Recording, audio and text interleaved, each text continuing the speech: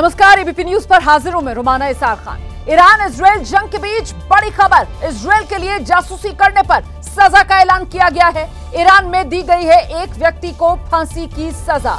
इस वक्त की बड़ी खबर मैं आपको बता रही हूं, ईरान में एक व्यक्ति को फांसी दे दी गई है और सजा इजराइल के लिए जासूसी करना। इसी आरोप में ईरान में एक शख्स को दोषी पाया गया और उसे फांसी पर चढ़ा दिया गया है। ईरान में एक शख्स को फांसी पर चढ़ा दिया गया है। ईरान इजराइल जंग के बीच ये बड़ी खबर है। ईरान जो है वो जासूसों पर अब सख्त हो गया है और चुन चुन कर जासूसों की शिनाख्त की जा रही है। इसी कड़ी में ये शख्स जिसकी तस्वीर आप इस वक्त देख रहे हैं, जासूसी का आरोप इस पर साबित हुआ, जिसके बाद इसे जासूसी का दोषी पाया गया और जासूसी का दोषी पाए जाने के बाद ईरान में इस शख्स को फांसी दी गई है।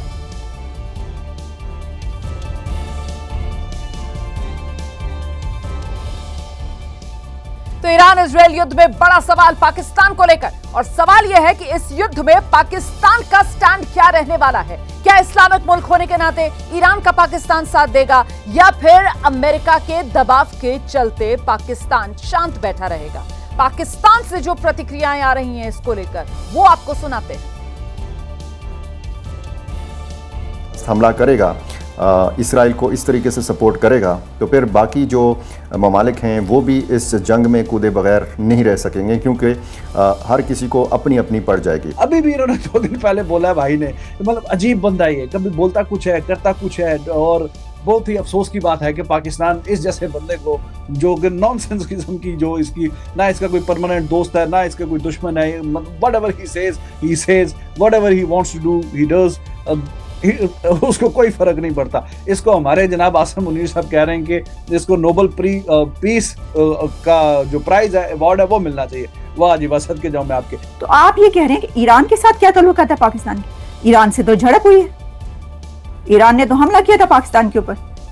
वो खुद तो पहले लड़ ले खुमैनी साहब, उसके बाद दूसरों को कहे। अच्छा चलें, ईरान जो है वो तो देखिए आपने जो है ईरान बेच दिया, ईरान के ऊपर जरूर कुछ ना कुछ बातचीत हुई है, ईरान का सौदा कर लिया है और ईरान पे कोई बहुत बड़ा कुछ जो है वो सौदा हो गया है, इस तरह की बातें हो रही हैं। इजराइल ने जितने भी हमले करे सब वायलेशन है। उसने लेबनान को मारा, सीरिया में बम डाला, 6 या 7 मुल्कों पे हमला कर दिया पिछले 1 साल में इजराइल ने, और कहता है Iran is the most dangerous regime. सबसे ज्यादा डेंजर है। ईरान ने उतनी जंग अपनी सारी पिछले 300 साल में नहीं लड़ी। पिछली बार जब हमला किया था वो नादिर शाह था जो दिल्ली पे हमला किया था, उसके बाद किस पे हमला किया है ईरान ने। तो ये जो पाकिस्तान और ईरान हैं, दोनों पड़ोसी हैं, और जिस वक्त पाकिस्तान का ये पड़ोसी जंग की आग में झुलस रहा है, उस वक्त पाकिस्तान के आम लोगों की राय भी इस जंग को लेकर सामने आई है। वो सुनिए। ट्रंप की ना दोगली पॉलिसी है, मैं आपको बताता हूँ। ट्रंप एक दफा जिस तरह पाकिस्तान और इंडिया की 3-4 दिन के लिए जंग जो हुई है, उसके अंदर वो इंडिया को कह रहा है कि आप भी सीज फायर करें, पाकिस्तान को कह रहा है आप भी सीज फायर करें। लेकिन अच्छा, यहाँ पे भी उसने ईरान को बोला है कि ईरान आप खामोश हो जो, इस मामले को मैं सुलह मतलब ऑन टेबल लेके आता हूँ, टेबल टॉक करते हैं। लेकिन वो जंगी बेड़े भी भेज रहा है। ठीक है, तो फिर तो उसकी दोगली पॉलिसी है ना। जवाबी कार्रवाई होगी और मैं ये एक्सपेक्ट कर रहा हूँ कि वो जवाबी कार्रवाई करें।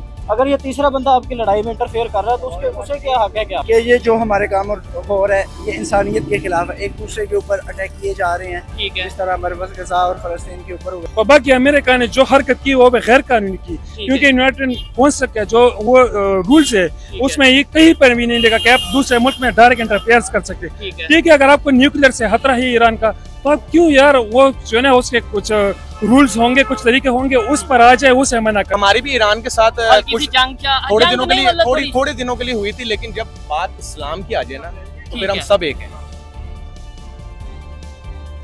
दरअसल ईरान की न्यूक्लियर साइट पर अमेरिकी हमले की गूंज यूनाइटेड नेशन सिक्योरिटी काउंसिल में भी सुनाई दी।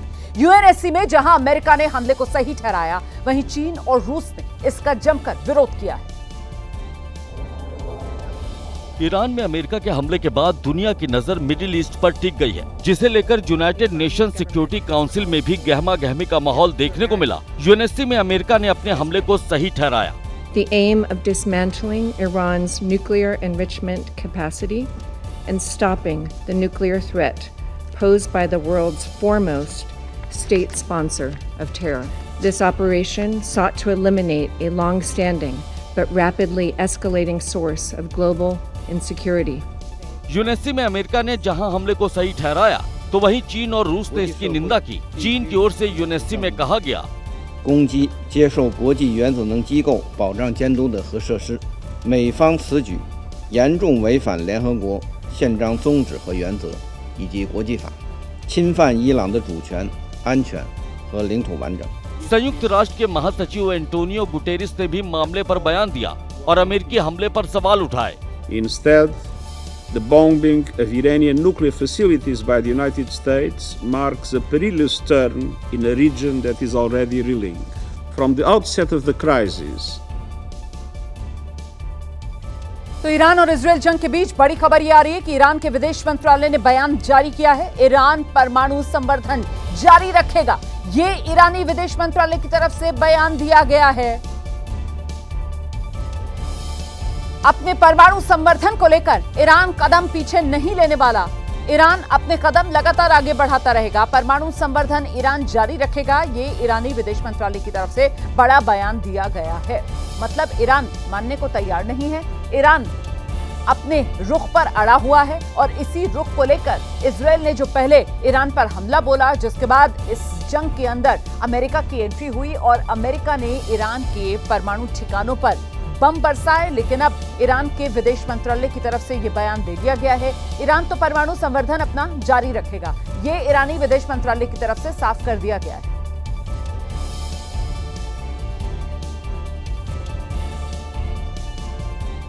ईरान पर अमेरिका का हमला और इसके बाद इजरायल के प्रधानमंत्री बेंजामिन नेतन्याहू ने देश को संबोधित किया और इस हमले को लेकर खुशी जाहिर की। साथ ही उन्होंने कहा कि इस हमले से दुनिया पर मंडरा रहा संकट खत्म हो गया है। ईरान पर अमेरिका के हमले से बेहद खुश इजरायल के प्रधानमंत्री बेंजामिन नेतन्याहू ने अपने देश की जनता को संबोधित किया और अमेरिका के राष्ट्रपति डोनाल्ड ट्रंप का शुक्रिया अदा किया। President Trump didn't put any conditions. This is not the nature of our relationship, I have to say. We speak openly, we speak as friends, genuine friends, and he's a great leader.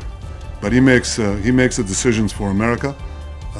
Did I know? Yes, I knew in advance. That's natural. Just as he knew in advance when we would act, we knew in advance when he would act. Netanyahu ने Iran को Israel के लिए सबसे बड़ा खतरा बताया और दावा किया कि वो इजरायल के इस खतरे को खत्म करने के बेहद करीब है। मुझे इस बात में कोई संदेह नहीं है कि ईरानी शासन हमें खत्म करना चाहता है, वे हमारे अस्तित्व को खत्म करना चाहते हैं। इसीलिए हमने अपने अस्तित्व पर मंडराते ठोस खतरों, परमाणु खतरे, बैलिस्टिक मिसाइलों के खतरे को खत्म करने के लिए ऑपरेशन शुरू किया। हम इन लक्ष्यों को हासिल करने के लिए कदम दर कदम आगे बढ़ रहे हैं। हम अपना लक्ष्य हासिल करने के बहुत करीब हैं। नेतन्याहू ने यह भी दावा किया कि अमेरिका के हमले में ईरान की न्यूक्लियर साइट को बड़े पैमाने पर नुकसान पहुंचा है। ये बहुत साफ है कि वहां ऐसे हिस्से हैं जिन्हें बहुत ज्यादा नुकसान पहुंचा है। हमने उनके वैज्ञानिकों को खत्म कर दिया। हमने सेंट्रीफ्यूज बनाने वाली फैक्ट्रियों को, एनरिचमेंट साइट्स को खत्म कर दिया। नातांज को निशाना बनाया, खत्म कर दिया। फोर्डो को बहुत ज्यादा नुकसान हुआ। हम हमले के पूरे असर को ठीक से जान लेंगे और हम सब कुछ पूरा करने के लिए दृढ़ हैं। अब अमेरिका की ओर से ईरान की न्यूक्लियर साइट्स को निशाना बनाने के बाद खमैनी का गुस्सा भड़क गया है। उन्होंने अमेरिका को बड़ी धमकी दी है, अमेरिका को इसका अंजाम भुगतना होगा, ये चेतावनी खमैनी की तरफ से दी जा रही है।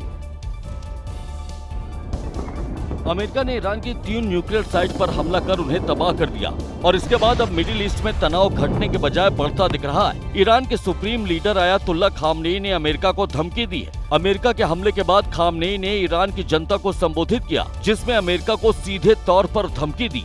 ईरान थोपे गए युद्ध और शांति को कभी स्वीकार नहीं करेगा। अमेरिका को ईरान पर किए हमले के गंभीर परिणाम भुगतने होंगे। ईरान कभी आत्मसमर्पण नहीं करेगा। खामनेई के सलाहकार अली शाखमेनी ने भी अमेरिका और इजरायल को धमकी दी है, भले ही परमाणु अस्त्रों को नष्ट कर दिया जाए, खेल खत्म नहीं होता है। अब राजनीतिक पहल उस पक्ष के पास है जो चतुराई से खेले, अंधाधुंध हमले से बचे। चौंकाने वाले कदम जारी रहेंगे। ईरान का दावा है कि अमेरिकी हमले से उसकी न्यूक्लियर साइट को ज्यादा नुकसान नहीं हुआ, जिस पर अमेरिकी राष्ट्रपति डोनाल्ड ट्रंप ने एक्स पर पोस्ट कर निशाना साधा। ईरान की न्यूक्लियर साइट को हुए नुकसान को बेहद गंभीर बताया जा रहा है। हमले सटीक और बेहद प्रभावी थे। हमारी सेना ने अद्भुत कौशल का प्रदर्शन किया। धन्यवाद। दरअसल ईरान ने अमेरिका के हमले के बाद अपनी मिसाइल्स का मुंह इजरायल की ओर मोड़ दिया है। इजरायल के करीब 14 शहरों पर ताबड़तोड़ मिसाइल हमले हो रहे हैं और इससे इजरायल में बड़े पैमाने पर तबाही भी हुई है। तस्वीरें दिखाते हैं आपको। वहीं जो जानकारी मिली उसके मुताबिक ईरान ने इजरायल के तेल अवीव, हाइफा, होलोन, रमतगान, बीरशेबा समेत 14 शहरों पर हमले किए और इजरायल को दहला दिया। ईरान के हमले का वीडियो भी सामने आया है, जिसमें ईरान की मिसाइलें इजरायल के आसमान में मौत का साया बनकर अपने लक्ष्य की तरफ जाती दिखी और फिर कई बिल्डिंगों को हिट किया। ईरानी मिसाइलें जिन बिल्डिंगों के ऊपर आकर गिरी वहां तबाही मच गई, चारों तरफ धूल का गुबार फैल गया। वहीं कई मिसाइल इजरायल की सड़कों पर भी आकर गिरी, जिसके बाद जोरदार धमाके हुए। जब तक ईरान की मिसाइलें इजरायल में बरसती रहीं, इजरायल में हमले से अलर्ट करने वाले सायरन बजते रहे। तेल अवीव पर हुए ईरानी हमले के वीडियो भी सामने आए हैं। ये वीडियो एक बहुमंजिला इमारत का है, जो ईरानी मिसाइल के अटैक के बाद पूरी तरह तहस नहस दिखी। वीडियो में देखा जा सकता है कि ईरान के बैलिस्टिक मिसाइल वाले प्रहार के बाद बिल्डिंग पूरी तरह जल गई, खिड़की दरवाजे टूट गए और बिल्डिंग की ऐसी हालत हो गई कि पूरी की पूरी बिल्डिंग अब रहने के लायक नहीं बची है। और इस जंग के बीच इजरायल के अधिकारियों ने बड़ा बयान दे दिया है। ये सप्ताह समाप्त करना चाहेंगे ईरान से संघर्ष, ये इजरायल की तरफ से कहा गया है। जवाबी कार्रवाई बंद करने पर ही जंग खत्म हो सकती है, ये इजरायल कह रहा है। मीडिया से बात करते हुए इजरायल के अधिकारियों की तरफ से ये बयान दिया गया है कि इस सप्ताह में ईरान से संघर्ष खत्म करना चाहता है इजरायल, लेकिन ये तभी संभव है जब जवाबी कार्रवाई बंद हो। जवाबी कार्रवाई अगर बंद होगी तो फिर जंग खत्म कर दी जाएगी, ये इजरायल ने ऐलान किया है। मीडिया से बात करते हुए इजरायल के अधिकारियों की तरफ से ये जानकारी दुनिया के साथ साझा की गई है। और इस बीच ईरान के हमले की तस्वीर हैरान कर रही है। बड़ी से बड़ी बिल्डिंग्स खंडहर बन चुकी हैं। तस्वीरें बता रही हैं कि ईरान विध्वंसक हमले कर रहा है और खबर यह भी है कि ईरान ने इजरायल पर मिसाइल्स के साथ साथ ड्रोन से भी अटैक तेज कर दिए।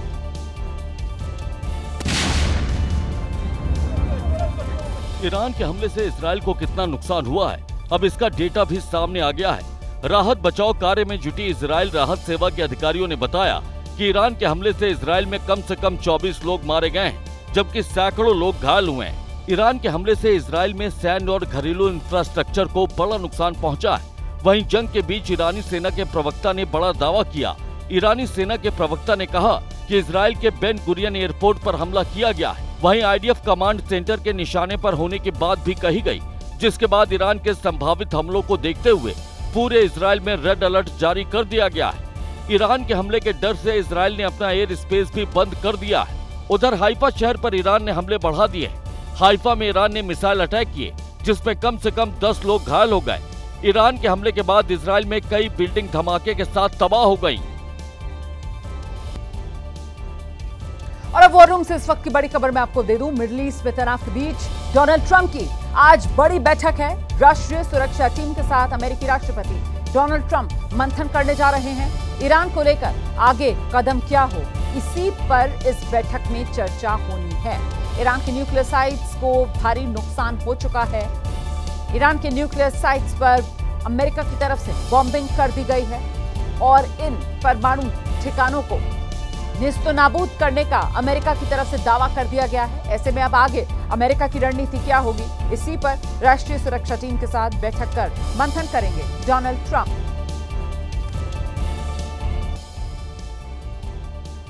उधर इजरायल के हमले पर ईरान ने भी पलटवार किया है। ईरान ने इजरायल का हर्मीज ड्रोन गिरा दिया है, उसकी तस्वीरें भी सामने आ गई हैं। ये इजरायल का हर्मीज ड्रोन है और देखिए किस तरीके से ये नेस्तनाबूद हुआ नजर आ रहा है।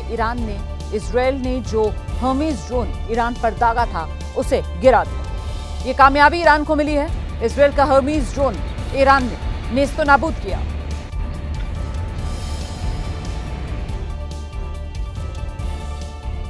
अमेरिका ने पूरी दुनिया को चौंकाते हुए ईरान पर हमला बोला और अब ट्रंप प्रशासन के इस फैसले के बाद दो तरह के प्रदर्शन की तस्वीरें सामने आई।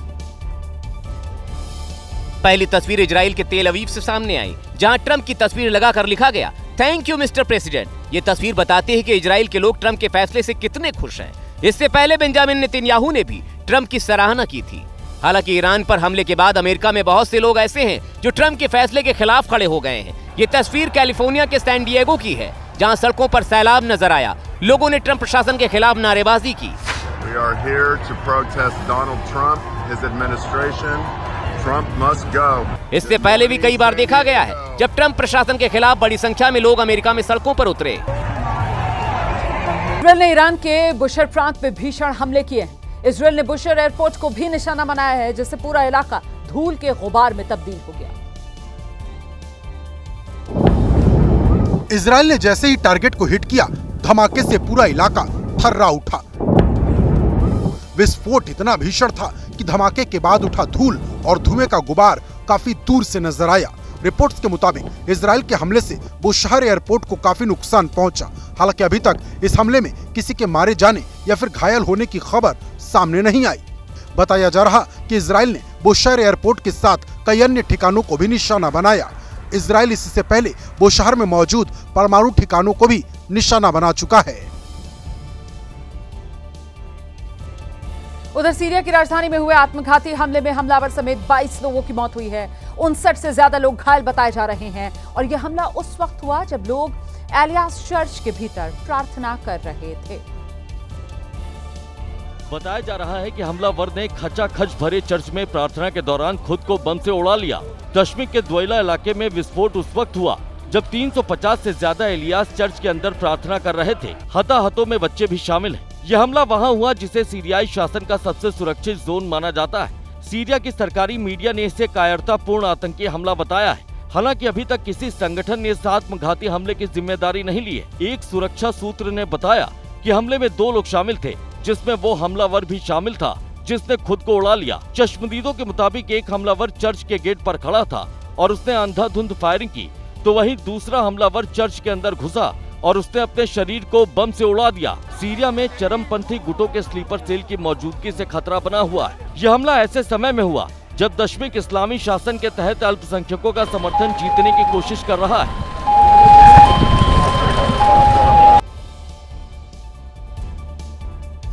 उधर मानसून की पहली बारिश ने उत्तर प्रदेश के महोबा में प्रशासन की व्यवस्था की पोल खोलकर रख दी है। जिला अस्पताल समेत कई इलाकों में जलभराव से लोगों को भारी मुश्किलों का सामना करना पड़ा। महोबा में मानसून की पहली बारिश लोगों के लिए आफत का सबब बन गई। मानसून की दस्तक पर ही प्रशासन के सारे इंतजामों की पोल खुल गई। पहली बारिश में ही प्रशासन के सारे इंतजाम फेल साबित दिखे। जिला अस्पताल में जलभराव से हालात खराब हो गए। जगह जगह पानी भरने से मरीजों के साथ साथ डॉक्टर्स और मेडिकल स्टाफ को भी आने जाने में मुश्किल का सामना करना पड़ रहा है। लगातार 4-5 वर्षों से बनी हुई है, जब से मैं यहाँ पे डिस्ट्रिक्ट हॉस्पिटल में तैनात हूँ और लगातार हर साल की यही कंडीशन रहती है। जब अचानक तेज बारिश आ जाती है तो जो निचले जो डॉक्टर्स क्वार्टर हैं, जो निचले एरिया पे हैं, वहाँ कई बार जल भराव की समस्या आ जाती है कुछ टाइम के लिए, और कई बार आने जाने में भी रास्ते में भी पानी भर जाता है। वहीं जिला अस्पताल के साथ साथ शहर की गलियों में भी जलभराव से लोगों की परेशानी बढ़ गई है। शहरी और ग्रामीण इलाकों में जलभराव से सड़कें पानी के बीच गुम हो गई हैं। लोगों को कहीं भी आने जाने में दिक्कत पेश आ रही है और लोग पानी को बाहर निकालने की कोशिश में जुटे हुए हैं। शहर के कई इलाके जलभराव से बुरी तरह प्रभावित हैं। कई बार शिकायत के बावजूद हालात जस के तस हैं। उधर झारखंड की राजधानी रांची हो या फिर पश्चिम बंगाल का मिदनापुर जिला हो, मानसून की दस्तक हर जगह आफत का सबब बनती नजर आ रही है। जहां जल भराव लोगों के लिए भारी संकट की वजह बन गया है। सड़क पर पानी नहीं बल्कि सैलाब बह रहा है। सड़क के साथ उसके आसपास की जमीन पर पानी ने कब्जा कर रखा है और सड़क पर पानी के तेज बहाव के बीच गाड़ियां दौड़ती दिख रही हैं। तस्वीरें झारखंड की राजधानी रांची की हैं, जहां बारिश अब लोगों के लिए मुसीबत का सबब बन गई है। सड़क पर घुटने तक पानी भर गया है और इसके बीच से होकर गाड़ियां गुजरती दिख रही हैं। सड़क पर क्या है कुछ भी नहीं दिख रहा। ऐसे में गाड़ी चलाना हादसे की वजह भी बन सकता है। वहीं पश्चिम बंगाल के पश्चिमी मिदनापुर जिले में बाढ़ जैसे हालात दिख रहे हैं। सड़कें समंदर में तब्दील हो चुकी हैं। आने जाने के लिए लोग नाव का सहारा ले रहे हैं। सड़क के बीच जमा पानी में बच्चे तैराकी करते दिख रहे हैं। बताने की जरूरत नहीं है कि मानसून की दस्तक यहाँ पर लोगों के लिए बड़ी आफत का सबब बन गई है। घर, दुकानें, सड़क सब कुछ पानी के आगोश में दिख रहा है। बाढ़ जैसे हालात की वजह से लोग घर छोड़ने के लिए मजबूर हैं, जिन्हें सुरक्षित स्थानों पर पहुँचाने के लिए रेस्क्यू ऑपरेशन चलाया जा रहा है। अभी स्थिति तो बहुत गंभीर होने वाला है। अभी तो जस्ट शुरू है, जस्ट शुरुआत हुआ है। अभी जो बारिश हो रहा है उसका लेवल और थोड़ा करके और ज्यादा हो जाएगा, बढ़ जाएगा, तो काफी हालत खराब होने वाला है इस बार। वहीं राजस्थान के टोंक में बारिश के बाद हालात खराब दिख रहे हैं। मध्य प्रदेश की राजधानी भोपाल में भी तेज बारिश की वजह से हालत अस्त व्यस्त। राजस्थान के टोंक में भी मानसून की पहली बारिश के बाद हालात खराब दिख रहे हैं। गांव की सड़कों पर पानी की वजह से कीचड़ जमा हो गया है और लोग इसके बीच से गुजरते दिख रहे हैं। लोगों का कहना है कि पक्की सड़क नहीं होने की वजह से हर साल उन्हें इस परेशानी से दो चार होना पड़ता है। तेज बरसात होती है, घरों में पानी घुस जाता है और इतना भर जाता है कि बच्चे सब कहीं ना स्कूल जा सकते, ना कहीं जा सकते, इमरजेंसी भी कुछ हो जाए ले आ नहीं सकते। मध्य प्रदेश की राजधानी भोपाल में भी मानसून ने दस्तक दी, जहां तेज बारिश की वजह से पूरा शहर ही पानी में सराबोर दिखा। तेज बारिश की वजह से इलाके में कई जगह जलभराव का संकट भी मंडराने लगा है। बारिश की वजह से भोपाल की सड़कें पानी पानी दिखी और ट्रैफिक की रफ्तार पर भी ब्रेक लगा दिखा। मौसम वैज्ञानिकों की माने तो अभी भोपाल समेत मध्य प्रदेश के कई जिलों में तेज बारिश होने की संभावना है, यानी आने वाले वक्त में मुश्किल और बढ़ सकती है। तो कुल मिला के देखा जाए तो जो northern and north east parts हैं उसके अंदर वर्षा की गतिविधि अभी जो है वो तेज ढंग से चल रही है और जो है वो काफ़ी जिलों के अंदर जो है वो हैवी रेनफॉल के दर्ज होने की संभावना आज और कल भी बनी रहेगी।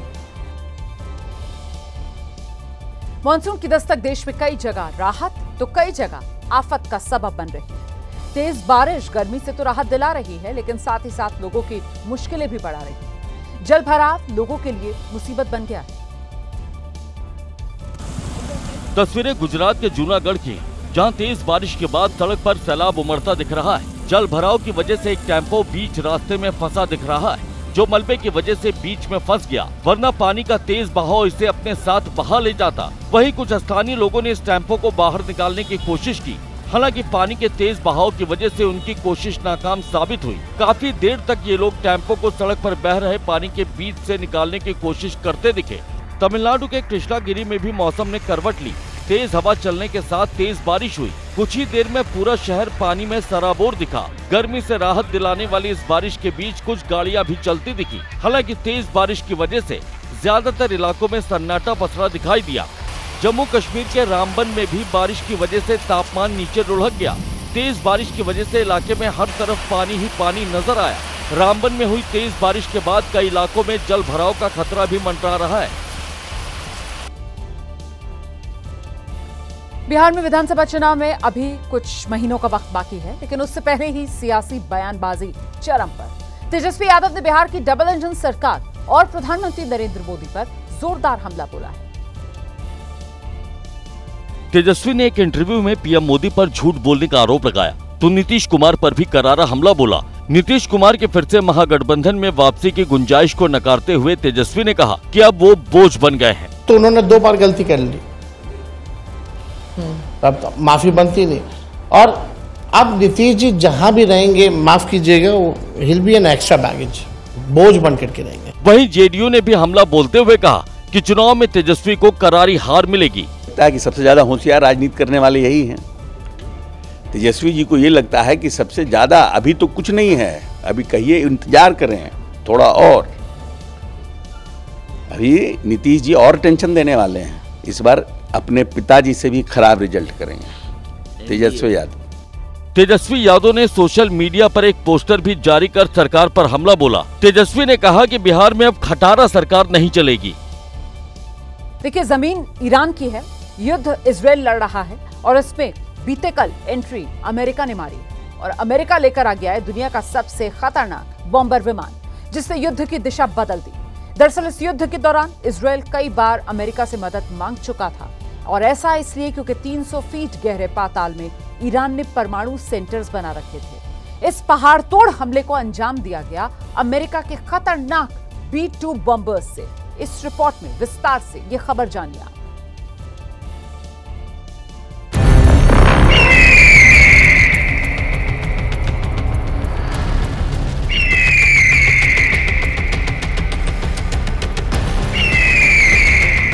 बाज, दुनिया का सबसे तेज पक्षी।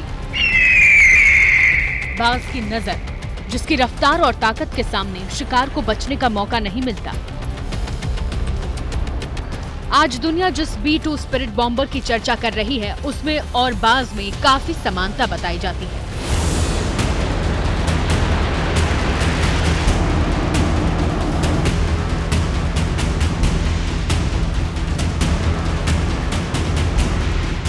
फ्लाइंग विंग कहे जाने वाले B-2 स्पिरिट स्टेल्थ बॉम्बर के एरोडायनेमिक्स बाज से मिलते जुलते हैं। जैसे बाज की चोंच और पंख हवा काटने में मददगार होता है, ठीक उसी तरह B-2 बॉम्बर बिना आवाज किए दुश्मन के लिए काल बन जाता है।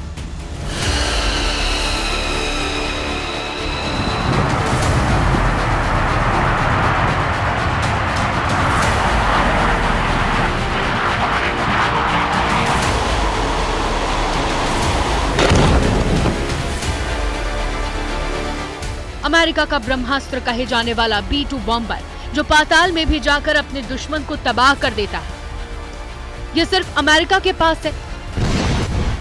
अमेरिका ने ये बॉम्बर अपने किसी साथी देश को भी नहीं दिया। दुनिया में इस जैसा कोई दूसरा बमवर्षक विमान नहीं है। B-2 बॉम्बर कितना विस्फोटक साथ लेकर चलता है, इसकी एक तस्वीर ये रही। जरा सोचिए, अमेरिका ने इतने बम ईरान के एक ही ठिकाने पर बरसा दिए। दुनिया का सबसे बड़ा बमवर्षक विमान युद्ध क्षेत्र में कैसे दुश्मनों के लिए और घातक बन जाता है, उसकी एक तस्वीर ये रही।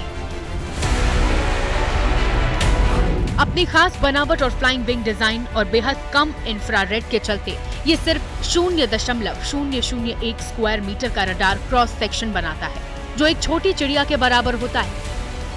यही वजह है कि जब दुश्मन के इलाके में घुसकर उसके ठिकानों पर पूरी तरह सटीकता से हमला करना हो, तो उस स्थिति में B-2 स्टील्थ बॉम्बर का कोई मुकाबला नहीं है।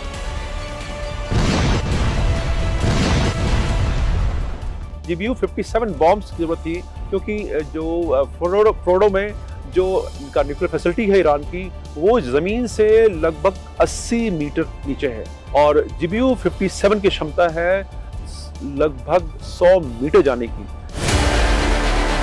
B-2 बॉम्बर 17 फीट ऊंचा है, मतलब 3 इंसानों के बराबर। 69 फीट इसकी लंबाई है और चौड़ाई 172 फीट है, जो इसके डैनों की भी चौड़ाई है। बॉम्बर का वजन 71,000 किलो है और वजन की क्षमता करीब 1.5 लाख किलो।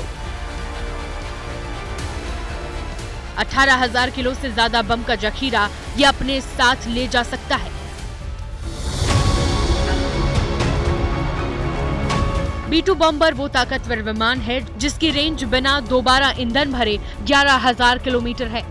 अगर दोबारा ईंधन भर दिया जाए तो इस बॉम्बर की रेंज 18,500 किलोमीटर हो जाती है। यानी इसे अमेरिका सीधे अपनी जमीन से ही ईरान के आसमान में उड़ा सकता है, क्योंकि अमेरिका और ईरान के बीच करीब 11,500 किलोमीटर की दूरी है। B-2 बॉम्बर जो है उसमें इतनी पावर है कि वो एक लंबी दूरी तक आराम से जा सकता है। उसको अगर रिफ्यूल किया जाए, मिड एयर रिफ्यूल किया जाता है, दुनिया में किसी कोने में जा सकता है किसी भी स्थान से।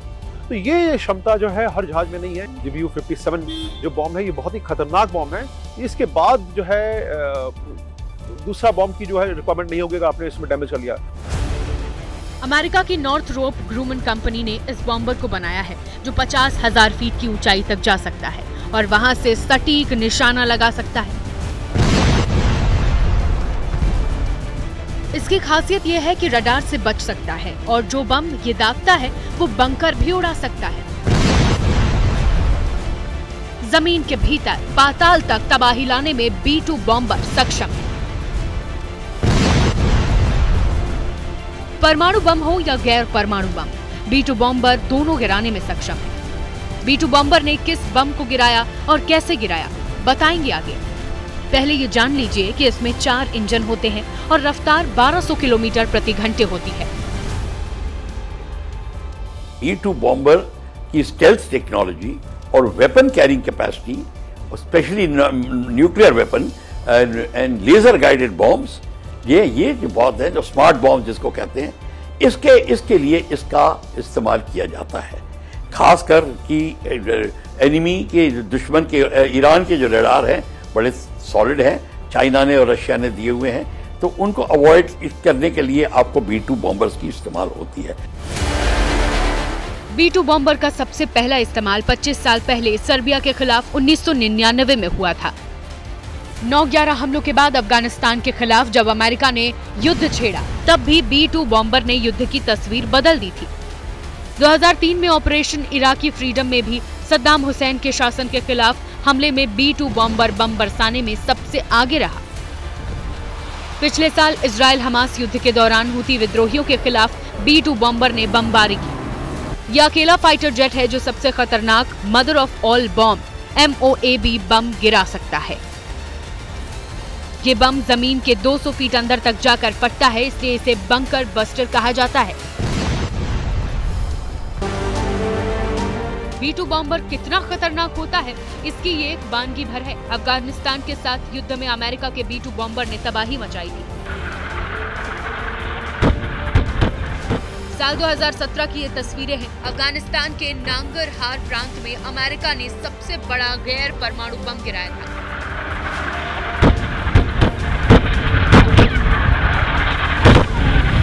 जिसे mother of all bombs MOAB कहा जाता है। अमेरिका ने इस बम के हमले से पूरी दुनिया को हैरत में डाल दिया था। IS के ठिकानों पर गिराया जाने वाला बम GBU था।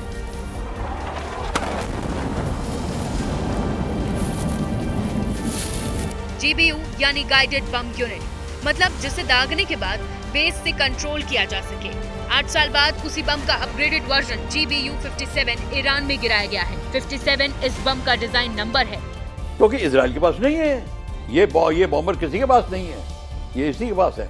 दूसरी कंट्रीज के पास बॉम्बर्स हैं, पर उनकी स्टेल्थ कैपेबिलिटी नहीं है, तो वो चाहिए, वो इजराइल के पास नहीं है। तो इसीलिए B-1 बॉम्बर और B-2 बॉम्बर और B-1 ये जो है ये इजराइल अमेरिका के पास है, और अमेरिका इजराइल का इलाय है। अभी इजराइल को जरूरत थी, और अमेरिका ने प्रॉमिस किया था कि मैं इसको ध्वस्त करूंगा तीनों बेसिस को, और ध्वस्त कर दिया। 2006 में अब तक इस GBU यानी गाइडेड बम यूनिट ने दुनिया में युद्ध का रुख बदल दिया है। अमेरिका ने इस बम को इजराइल, यूक्रेन समेत आधा दर्जन देशों को दिया है, और खुद इराक से लेकर अफगानिस्तान युद्ध में इस्तेमाल कर चुका है।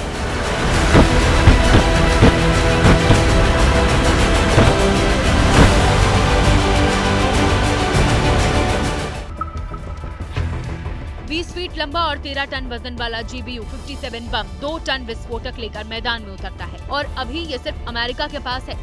जमीन के भीतर पाताल तक तबाही लाने के लिए अमेरिका ने इस GBU 57 का इस्तेमाल क्यों किया, इसे समझिए। B-2 बॉम्बर का हमला इतना मारक कैसे होता है?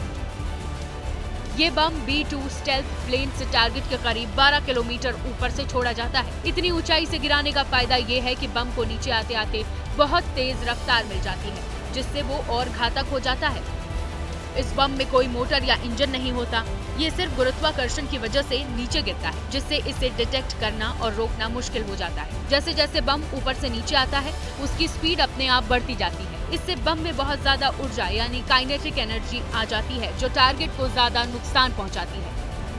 बम में सैटेलाइट से जुड़ा गाइडेड सिस्टम और पीछे एडजस्ट होने वाली टेल फिन होती है। ये बम को हवा में सही दिशा में मोड़ने और लक्ष्य तक सटीक पहुंचाने में मदद करती है। बम का वजन बहुत ज्यादा 30,000 पाउंड यानी करीब 15,000 किलो होता है। जब ये इतनी ऊंचाई से गिरता है तो टारगेट से टकराते वक्त इसमें बहुत ज्यादा काइनेटिक एनर्जी बनती है, जिससे ये मजबूत बंकर या जमीन के अंदर तक घुस सकता है। बम की भारी ताकत और तेज रफ्तार की वजह से ये जमीन के करीब 200 फीट नीचे तक असर कर सकता है, यानी ये जमीन के अंदर छिपे बंकर या ठिकानों को भी तबाह कर सकता है। बम के अंदर करीब 2.5 टन विस्फोटक भरा होता है। जब ये टारगेट के अंदर या उसके पास पहुंचता है तो इसमें जोरदार धमाका होता है, जिससे भारी तबाही मचती है। जब आपको दुश्मन के टारगेट्स को ध्वस्त करना होता है बाय एयरफोर्स का इस्तेमाल करते हैं, तो फाइटर बॉम्बर्स और बॉम्बर्स दोनों का इस्तेमाल होता है। फाइटर बॉम्बर्स हल्के बॉम्ब ले जाते हैं, वो टैक्टिकल एरिया के लिए बॉम्बिंग होती है। तो जब आपको भारी बॉम्ब ले जाने होते हैं और बहुत मात्रा में ले जाने होते हैं, और न्यूक्लियर वेपन्स बॉम्ब ले जाने होते हैं, वो भी 15-16 इकट्ठे एक साथ, जैसे ये B-2 की बात है, तब आप ऐसे बॉम्बर्स का इस्तेमाल करते हैं। सेकेंड वर्ल्ड वॉर में एक रेड में 600, 700, 800 बॉम्बर्स जाते थे। दरअसल इस बम से ज्यादा खतरनाक जंग के मैदान में कुछ नहीं हो सकता। इसे दागने के लिए पहले एक टारगेट चुना जाता है। B2 बॉम्बर टारगेटिंग सिस्टम में उस टारगेट को डाला जाता है और फिर ये जानकारी बम को ट्रांसफर कर दी जाती है।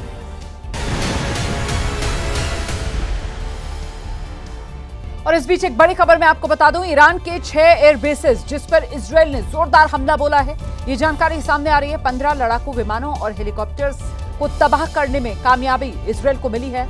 F-14, F-5, AH-1 भी इनमें शामिल है।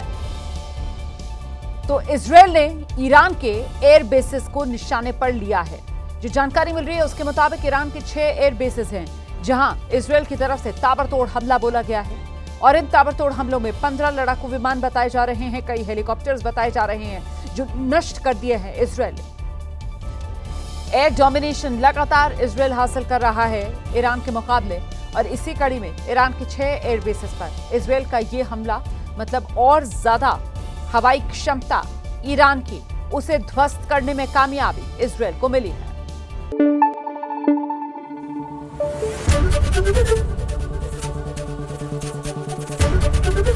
ABP न्यूज आपको रखे आगे।